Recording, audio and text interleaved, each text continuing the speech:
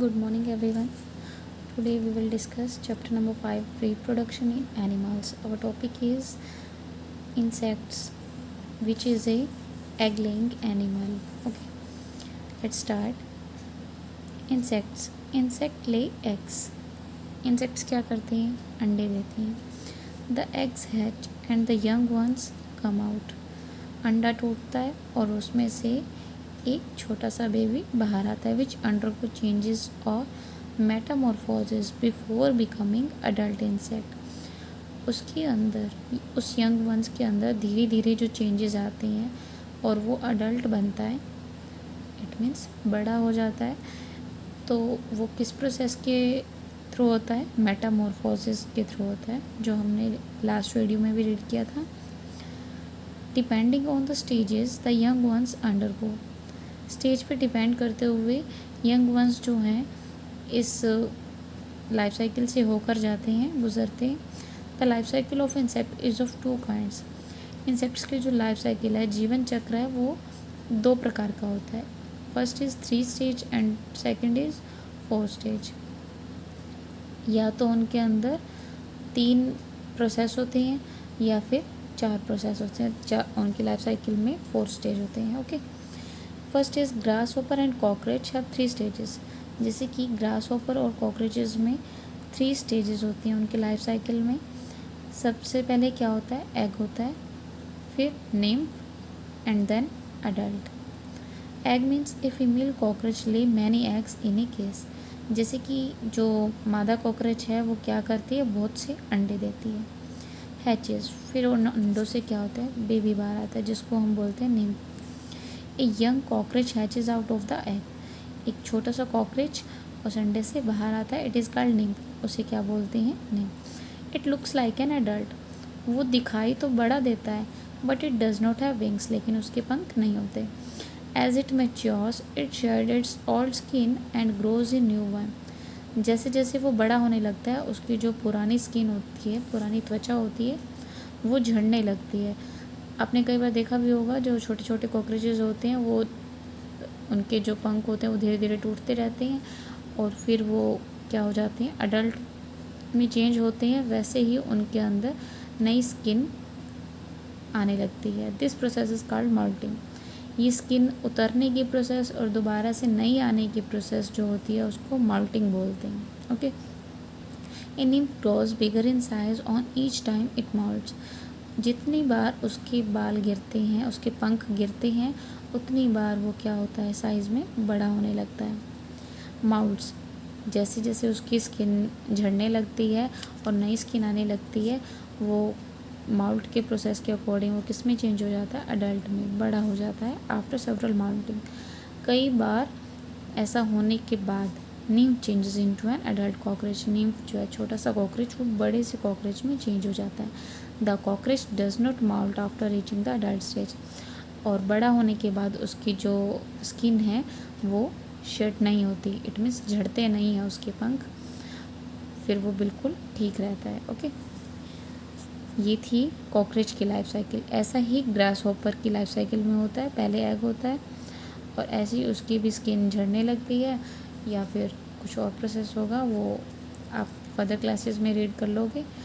अभी के लिए आपको सिर्फ life cycle of cockroach study करना है. ओके, नेक्स्ट लाइफ साइकिल है butterfly. Life cycle of butterfly. Butterfly, moth and house fly have 4 stages in their life cycle. तितली, मॉथ, जो छोटे छोटे कीट पतंग होती हैं, और जो मक्खियाँ होती हैं हमारे घर में, ये इनकी क्या होती है? लाइफ साइकिल में 4 स्टेजेस होती हैं. फर्स्ट होती है egg, then larva, then pupa and then adult. सबसे पहले क्या होता है? Female butterfly lay eggs on leaves and flies away. जो मादा तितली होती है वो अंडे देती है. कहाँ देती है? पत्तों के ऊपर अंडे देती है और उड़ जाती है, जैसे कि यहाँ दिखाया गया है. ओके, सेकेंड स्टेज में क्या होता है? The egg hatches into a larva. Egg के अंदर से लार्वा बाहर आने लगता है, जैसे कि ये कीड़ा आपको दिखाई दे रहा है, ये बटरफ्लाई है. जब बटरफ्लाई का बर्थ होता है तो वो ऐसी दिखाई देती है, कीड़े की तरह. ओके, और ये जो लार्वा वर्ड है, ये क्या है? सिंगुलर. इसका प्लूरल क्या होगा? लार्वा. बट इसमें स्पेलिंग में क्या होगा, ई ऐड हो जाएगा। The larva of a butterfly is known as caterpillar.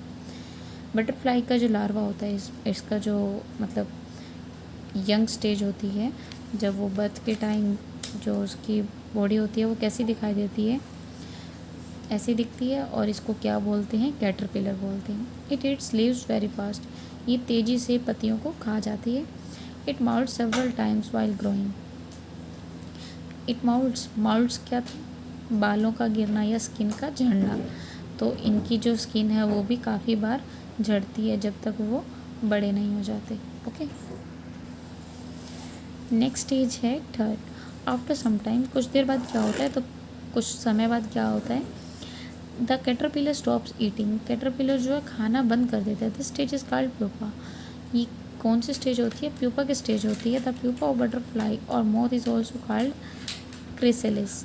Okay, इस स्टेज को क्या बोलते हैं, क्रिसेलिस।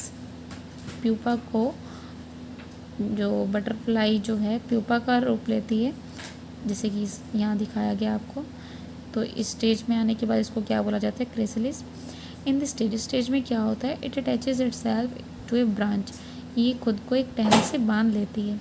And covers itself with the help of leaves, और अपने आप को पत्तियों से ढक लेती है।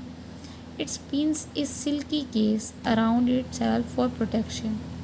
ये अपने चारों ओर ऐसे रेशमी सा कुछ बांध लेती है अपने आप को प्रोटेक्ट करने के लिए, अपने आप को बचाने के लिए खुद को कवर कर लेती है किसी चीज़ के अंदर।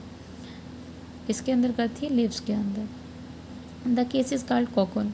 इस स्टेज को क्या बोलते हैं, कोकून बोला जाता है। Pupa is the resting stage. Pupa जो है वो आराम करने की एक स्टेज है, एक पीढ़ी है, क्योंकि यहाँ पे प्यूपा के स्टेज में आकर ही खाना छोड़ देते हैं और अपने आप को कवर करके प्रोटेक्ट करते हैं सिर्फ। It is also called the changing stage. ये भी एक बदलाव की स्टेज है जिसमें चेंजेस आते हैं उनमें। फोर्थ स्टेज है, लास्ट स्टेज, जिसमें वो एक ब्यूटीफुल सी बटरफ्लाई बन जाती है। Inside the cocoon the pupa undergoes many changes. Cocoon के अंदर रहकर जो ये अपने आप को जिसके अंदर कवर करते हैं सिल्क के अंदर, इसमें क्या होता है, प्यूपा जो है, प्यूपा के अंदर बहुत सारे चेंजेस आते हैं। एडल्ट स्टेज तक पहुंचने तक बहुत सारे चेंजेस आते हैं। The cocoon then burst open. जैसे ये कोकून टूटता है, and beautiful butterfly comes out, उसके अंदर से एक सुंदर सी तितली बाहर आती है। ओके, ये जो लाइफ साइकिल थी किसकी थी, बटरफ्लाई की लाइफ साइकिल थी। इससे पहले हमने कॉकरोच की लाइफ साइकिल के बारे में स्टडी किया। इसके साथ आपका चैप्टर जो है कंप्लीट हो चुका है। आप सभी इस चैप्टर की सभी वीडियोस ध्यान से देखेंगे और इसे समझेंगे। Thank you.